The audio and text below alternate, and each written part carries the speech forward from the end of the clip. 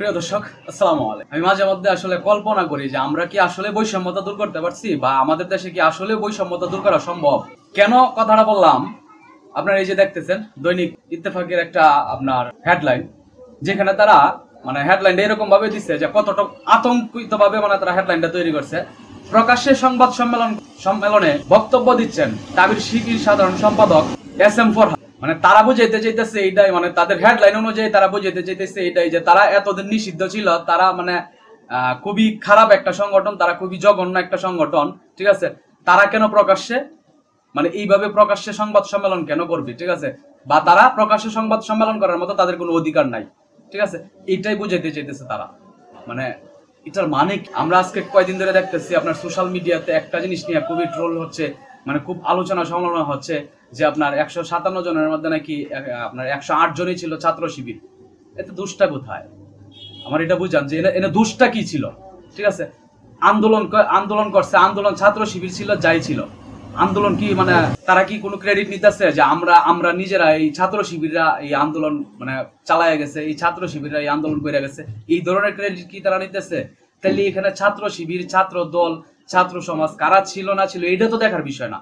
মুখ্য বিষয় হচ্ছে যে আন্দোলনটা আসলে কোন দিকে গেছে বা আন্দোলনের ফলাফল কি আসছে, সেটাই হচ্ছে মুখ্য বিষয়। কিন্তু এইটাকে কেন্দ্র করে কিছু মানুষ এই আন্দোলনটার যে আপনার একটা স্পিরিটটারে নষ্ট করার জন্য তারা এই পায়তারা করতেছে যে ছাত্র শিবিরের 108 জন আপনার সমন্বয়ক ছিল।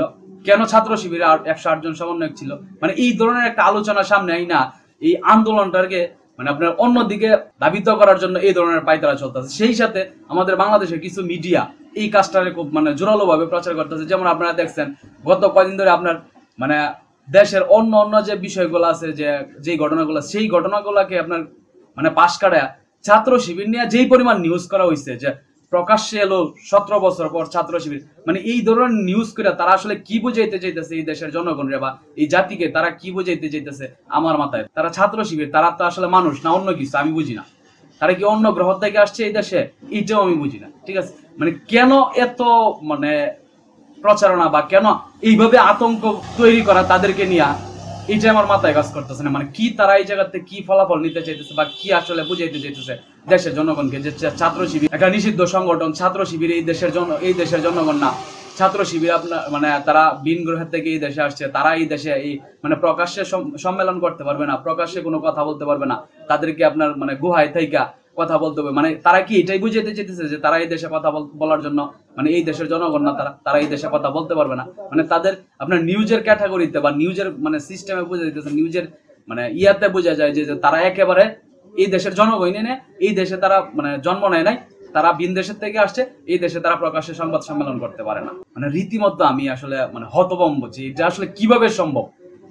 আমরা কি আদৌ আসলে স্বাধীন হইতে পারছি, বা আমরা কি আদৌ আসলে এই বৈষম্যতার যে আলোচনা করি বা বৈষম্য দূর করার যে আন্দোলন করছি, আমরা কি আসলে এই জায়গার থেকে বেরিয়ে আসতে পারছি কিনা? যাই হোক, আসলে আর বেশি কিছু বলার নাই।